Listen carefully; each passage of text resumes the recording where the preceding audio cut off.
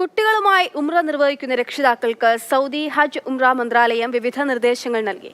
വിശുദ്ധ ഖുർആനോട് ബഹുമാനം കാണിക്കുക, നിശബ്ദത പാലിക്കുക തുടങ്ങിയ നിർദ്ദേശങ്ങളാണ് മന്ത്രാലയം മുന്നോട്ട് വെക്കുന്നത്. വിശുദ്ധ റംസാൻ മാസത്തിൽ കൂടുതൽ വിശ്വാസികൾ ഉംറയ്ക്കായി എത്തുന്ന സാഹചര്യത്തിലാണ് അധികൃതർ നിർദ്ദേശം നൽകുന്നത്.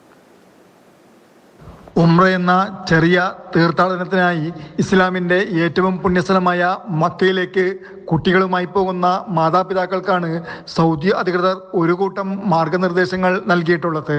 മുസ്ലിങ്ങളുടെ പുണ്യഗ്രന്ഥമായ ഖുർആനിനോട് ബഹുമാനം കാണിക്കുവാൻ കുട്ടികളെ പഠിപ്പിക്കണമെന്ന് ഹജ്ജ് ഉംറ മന്ത്രാലയം മാതാപിതാക്കളോട് ഉപദേശിച്ചു. വിശുദ്ധ ഖുർആൻ പകർപ്പുകൾ ഹറമിൽ എളുപ്പത്തിൽ ലഭ്യമാണെന്നും അധികൃതർ അറിയിച്ചിട്ടുണ്ട്. ഹറമിലായിരിക്കുമ്പോൾ നിശബ്ദത പാലിക്കുവാൻ കുട്ടികളെ പഠിപ്പിക്കുവാൻ മാതാപിതാക്കൾ ശ്രദ്ധിക്കണം. എക്സലേറ്ററുകൾ ഉപയോഗിക്കുമ്പോൾ സുരക്ഷയ്ക്കായി കുട്ടികളെ അകമ്പടി സേവിക്കണം.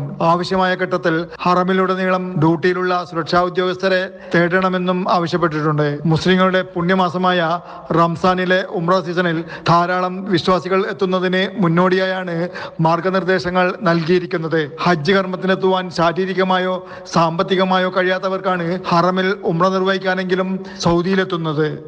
Jafar Ali, Palakkode, Mathrubhumi news, Saudi Arabia.